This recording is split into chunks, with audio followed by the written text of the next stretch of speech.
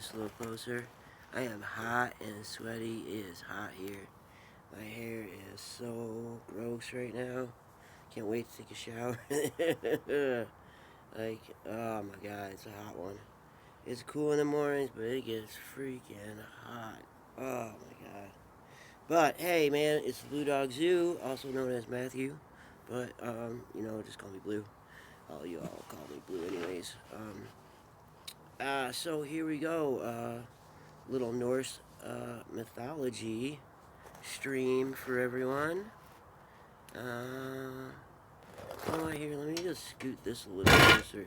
Let's make this feel a little more personal. There we go. Isn't that better? I think that's better. There we go. Okay, so I've been, I skipped ahead a little bit by reading that story that I did read. I'm going to go back and go over it. So this is one of the early stories. It explains it's part of the creation myth stuff. The first ones that I read here were like how the gods created people and all that stuff. This is called Yggdrasil and the Nine Worlds. And Yggdrasil is this tree, this giant ash tree that grows, and there's 9 worlds in it, and our world is one of them. But there's the world of the dwarves, the world of the elves, the world of the frost giants, the Aesir, the Vanir. There's all these different. I wish I had the other book that had the picture, the drawings. I don't know where it is. I can't right now. I can't find it. It's good to have a little representation, like visual representation of some of this stuff. But so here we go. I'm gonna start with this here.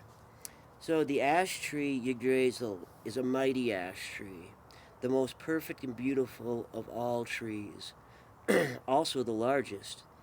It grows between the 9 worlds and joins them each to each. It is the biggest of all the trees there are, and the finest. The tops of its branches are above the sky. It is so large that the roots of the ash are in 3 worlds, and it is fed by 3 wells. The first root and the deepest goes into the underworld, to Niflheim, the place that existed before other places. In the center of the dark world is the ever-churning spring. Havergelmir.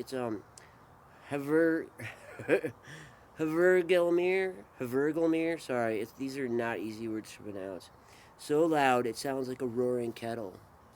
The dragon Nidhogg lives in these waters, and it is always gnawing at the root from below. The second root goes to the realm of the frost giants, to well that belongs to Mimir. There is an eagle who waits at the highest branches of the world tree, who knows many things, and a hawk who perches between the eagle's eyes. A squirrel, Ratatektosk, lives in the branches of the world tree. It takes gossip and messages from Nidhogg, the dread corpse eater, to the eagle and back again. The squirrel tells lies to both of them and takes joy in provoking anger. There are 4 stags who graze on the huge branches of the world tree, devouring the foliage and the bark. There are uncountable snakes at the base of the tree, biting at the roots. The world tree can be climbed. It is from this tree that Odin hanged himself in sacrifice, making the world tree a gallows and himself the gallows god. The gods do not climb the world tree. They travel between the worlds using Bifrost, the rainbow bridge. Only the gods can travel on the rainbow bridge.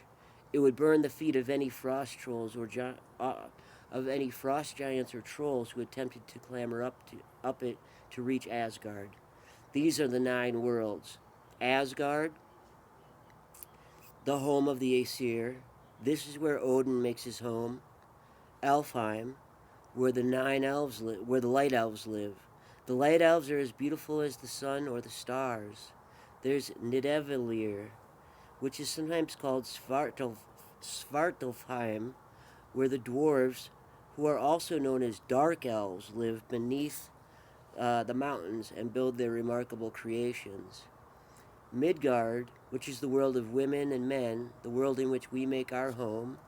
There's Jotunheim, where the frost giants and the mountain giants wander and live and have their halls. There's Vanaheim, where the Vanir live. The Aesir and the Vanir are gods, united by peace treaties, and many Vanir gods live in Asgard with the Aesir. Niflheim, the dark mist world. Muspel, the world of flame, where Surtur waits. And then there's the place named after its ruler, Hell, where the dead go who did not die bravely in battle. Hey, Tessa Smessa, what's going on? How are you? I'm reading well, as you can see, I'm reading the Norse myths. I'm getting ready for Valhalla to come out. The last root of the world tree goes to a spring in the home of the gods, to Asgard, where the Aesir make their home. Each day the gods hold their council here, and it is here they will gather in the last days of the world before they set out for the final battle of Ragnarok. It is called the Well of Erd. There are 3 sisters, the Norns, who are wise maidens. They tend the well and make sure the roots of Yggdrasil are covered with mud and cared for. The well belongs to Erd. She is fate and destiny. She is your past. With her are Verdandi, her name means becoming, and hers is the present, and Skuld, whose name means that which is intended, and her domain is the future. That's also, see my tattoo right here. This also this tattoo is it's called Perth.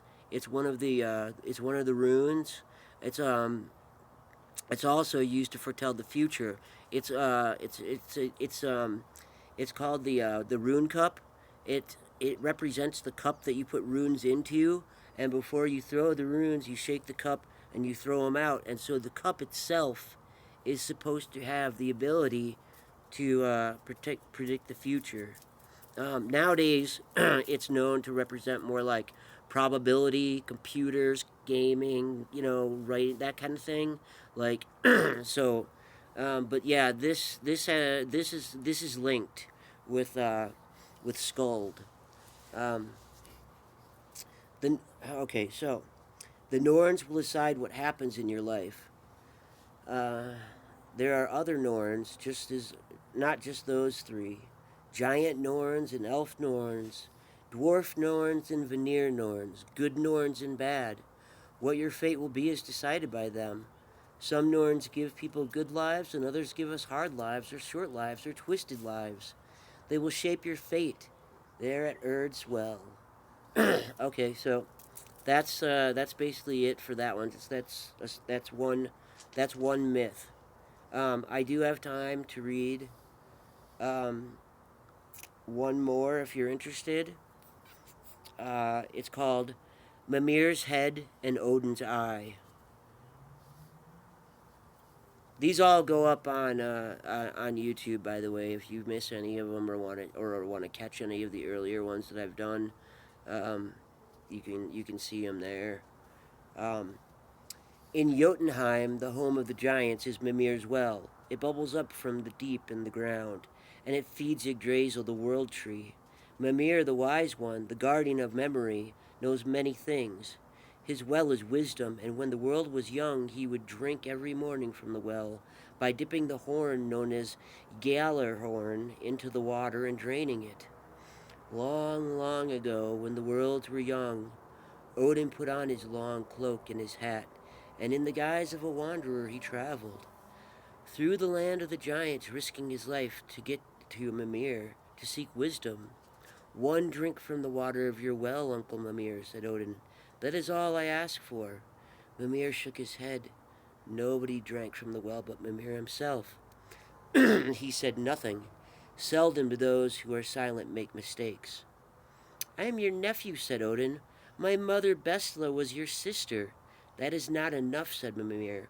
One drink. With a drink from your well, Mimir, I will be wise. Name your price. Your eye is my price, said Mimir. Your eye in the pool. Odin did not ask if he was joking. The journey through giant country to get to Mimir's well had been long and dangerous. Odin had been willing to risk his life to get there. He was willing to do more than that for the wisdom he sought. Odin's face was set. "Give me a knife," was all he said. After he had done what was needed, he placed his eye carefully in the pool. It stared up at him through the water. Odin filled the Gjallarhorn with water from Mimir's pool, and he lifted it to his lips. The water was cold. He drained it down. Wisdom flooded into him. He saw farther and more clearly with one eye than he had ever with two. Sorry, reading makes me a little thirsty and it's hot. And there's nothing like a nice beer, by the way, to go with a little Norse mythology.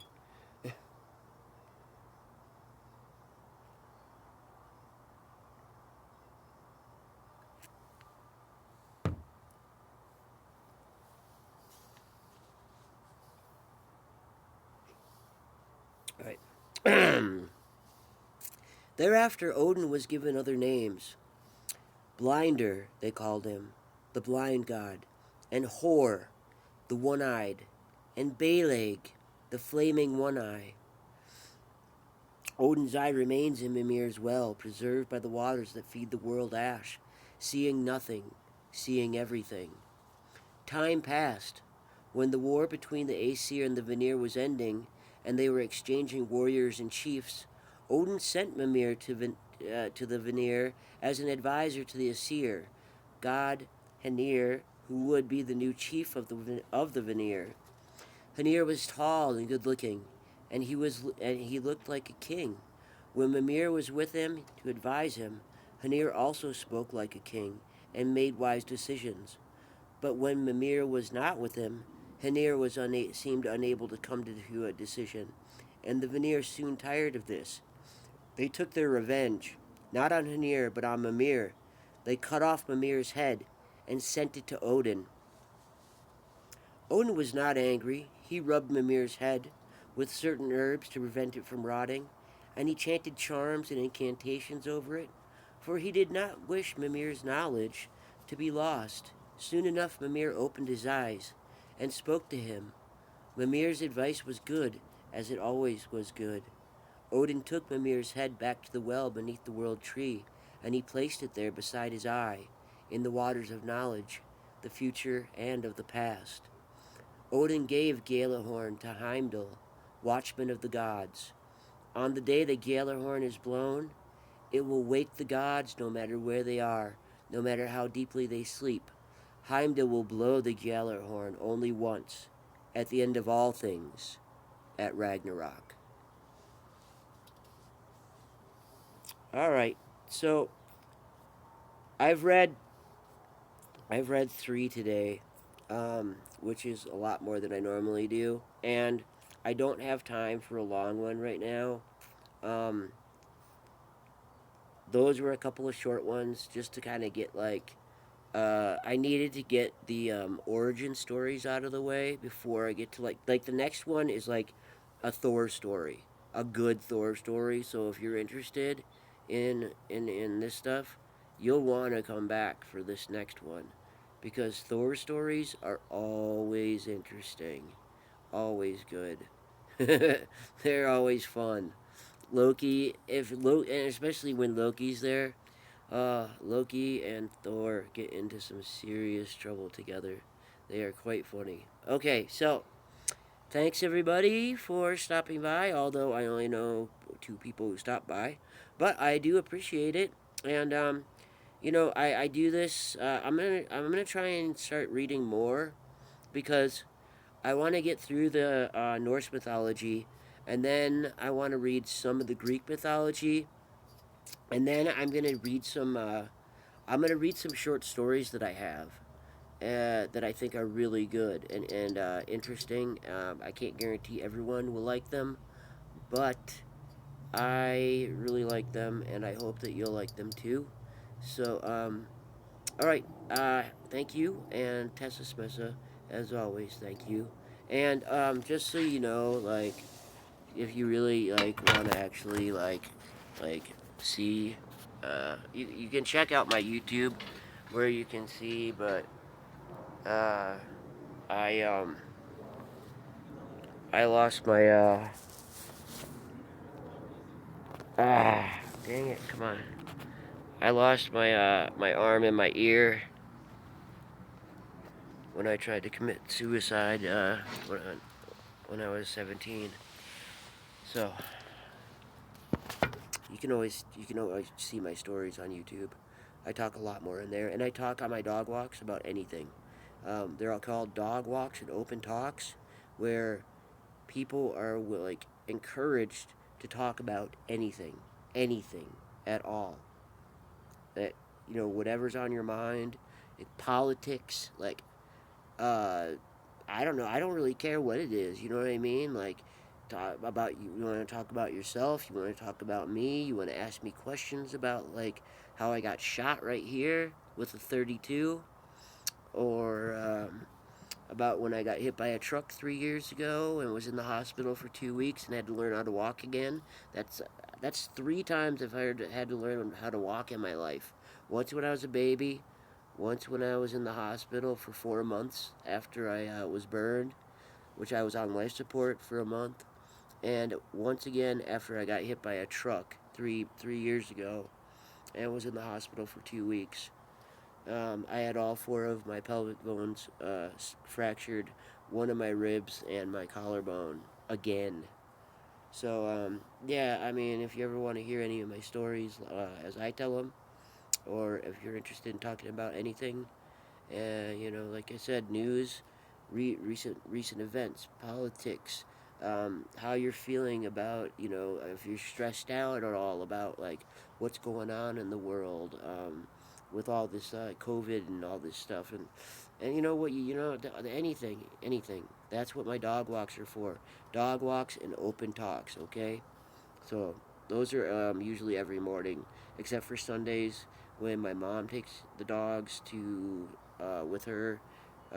She comes and get her and John come here. John comes here and they get the dogs and they take them to the park, and that's why I do the readings because I don't have the dogs, so I don't have anything else to do. And then I do my regular stream, and then so I do my dog walk stream, I do my book reading stream, and I do my gaming stream. So thank you, and I'm gonna put this all up on YouTube. So catch you all later.